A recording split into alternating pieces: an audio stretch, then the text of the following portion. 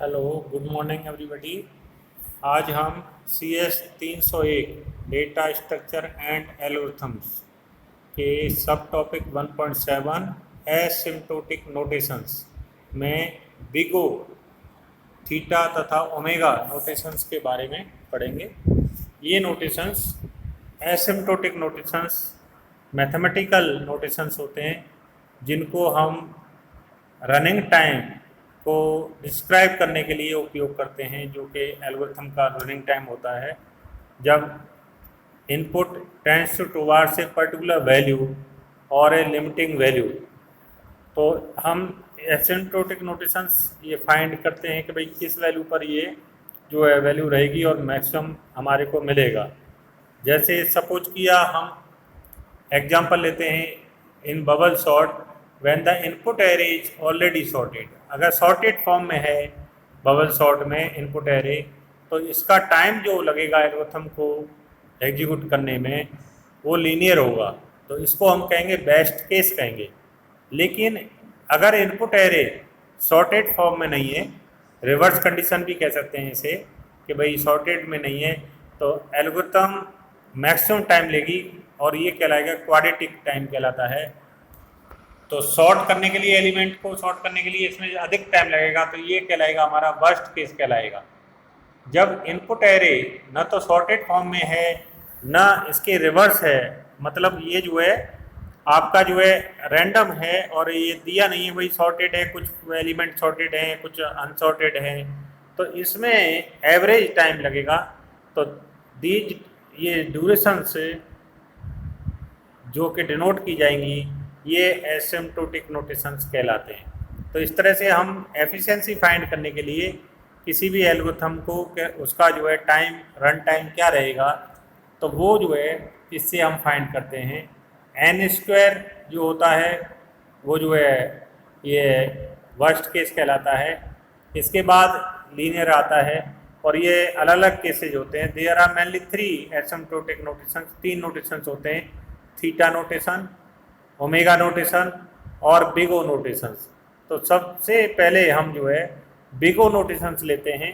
Big O notation में ये the asymptotic worst case performance of an algorithm, this notation gives an upper bound for a function to within a constant factor। मतलब upper bound लेते हैं हम इसमें कि कोई फंक्शन एफ एन गिवन है, फंक्शन जो है एफ एन गिवन है, दिया गया है, नॉन नेगेटिव फंक्शन है और नॉन नेगेटिव आर्ग्यूमेंट इसके दिए हुए हैं, तो हम अब जी एन एक ऐसा फंक्शन फाइंड करेंगे जो कि इसकी सभी वैल्यूज एन वो जो है को सेटिस्फाई करेगा। तो इसकी जो कंडीशन बनती है कि f n equal to big O g n such that f is non negative function, और इसकी जो फंक्शन बनेगा वो बनेगा एफ एन जो गिवन फंक्शन है less than equal to c two g n. ये हम फंक्शन उसी जो गिवन फंक्शन है उससे फाइंड करेंगे। C2 जो कांस्टेंट होता है वो जो सबसे पावर अधिक होगी, जो लिटरल जो पावर अधिक सबसे अधिक पावर वाला लिटरल है उसका जो कांस्टेंट है उसमें एक बढ़ा के जो लेते हैं वो हमारा C2 कहलाता है। और Gn हमारा जो है उसका जो है सबसे पावर अधिक पावर वाला n की फॉर्म में जो दिया हुआ है वो कहलाएगा। जैसे सपोज किया हमने इस तरह से लिया, कोई फंक्शन है एफ एन, कोई फंक्शन है गिवन फंक्शन, वो है 20n square plus 20n plus 5। अब क्या फंक्शन हुआ 20n square plus 2n plus 5। तो हम इसमें से क्या करेंगे 20 जो है इसमें एक बढ़ा के लेंगे तो ये हो जाएगा हमारा C2। अतः यहाँ C2 इक्वल टू हो गया 21 और यहाँ Gn क्या हो गया n स्क्वायर, क्योंकि n स्क्वायर सबसे बड़ी पावर है यहाँ पर, तो n स्क्वायर जो है यहाँ Gn हो जाएगा। तो हमारा जो फंक्शन बनेगा वो फंक्शन इस तरह बन जाएगा 21n स्क्वायर। तो ये हो गया Gn, C2 Gn क्या हो गया हमारा 21n स्क्वायर, और Fn क्या दिया था 20n square plus 2n plus 5, ये है हमारा Fn था। अब हम क्या करेंगे n की एक एक वैल्यू रखते जाएंगे। सबसे पहले हम रखेंगे 0 वैल्यू रखेंगे, तो जीरो वैल्यू रखने पे ये जो है सेटिस्फाई नहीं करेगा वैल्यू को, अर्थात C2GN जो है अधिक नहीं होगा FN से, जबकि कंडीशन ये दी है FN less than equal to C2GN। तो C2GN जो है हम फाइंड कर रहे हैं कि ये अधिक हो जाना चाहिए। फिर हम n इक्वल टू 1 रखेंगे, n इक्वल टू 1 रखते हैं तो 20 हो गया, n की जगह 1 रखा तो n स्क्वायर क्या हो गया 1 हो जाएगा, तो 20, फिर 2 मल्टीप्लाई 1 प्लस 5, तो इनको जोड़ेंगे तो हमारा आ जाएगा ये 27। तो 27 लेस देन इक्वल टू क्या आ जाएगा 21, जो कि गलत है, ऐसा नहीं होगा। 27 लेस देन इक्वल टू 21 तो गलत हो गया। अब n की वैल्यू हम रखेंगे 2 रखते हैं तो 20 मल्टीप्लाई 2 की घात 2 प्लस 2 मल्टीप्लाई 2 प्लस 5।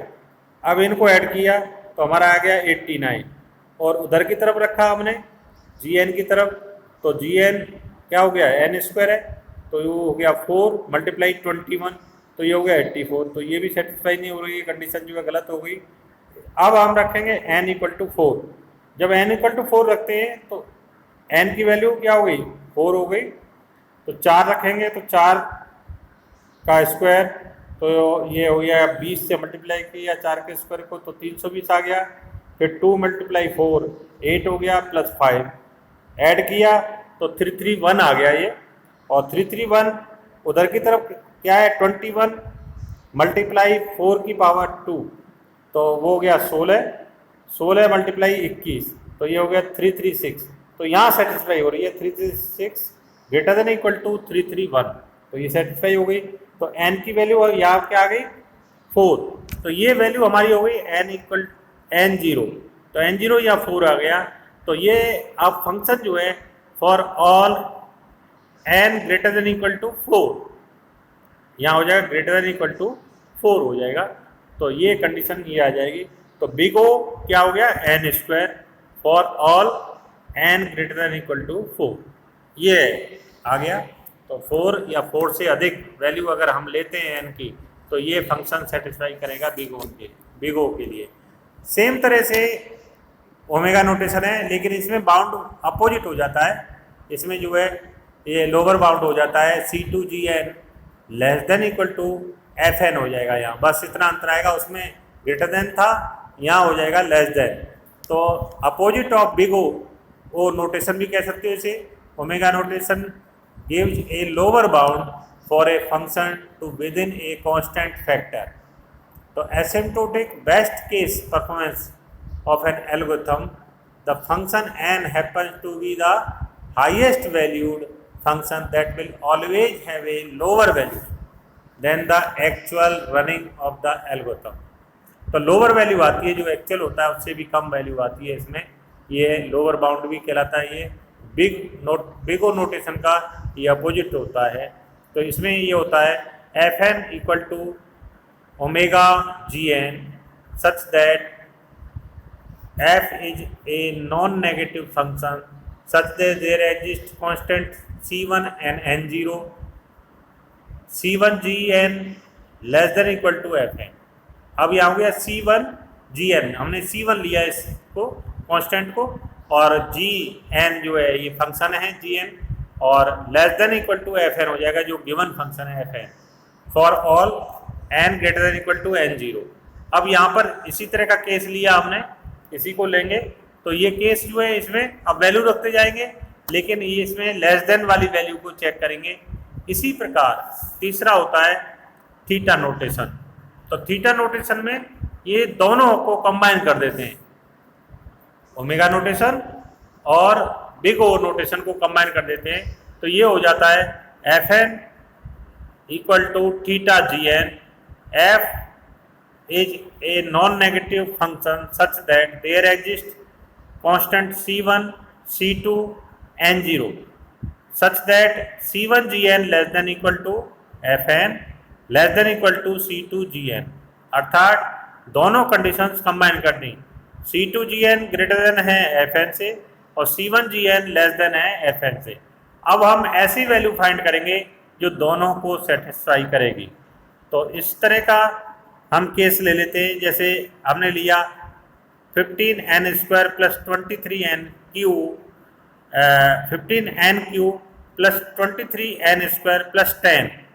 अब इसके लिए आप इसको जो है करना, इसको कोशिश करना और इसमें वैल्यूज रखना, n की वैल्यू 0 1 2 3 और नॉन नेगेटिव वैल्यूज होती है सारी की सारी, नेगेटिव वैल्यू नहीं रखते हैं।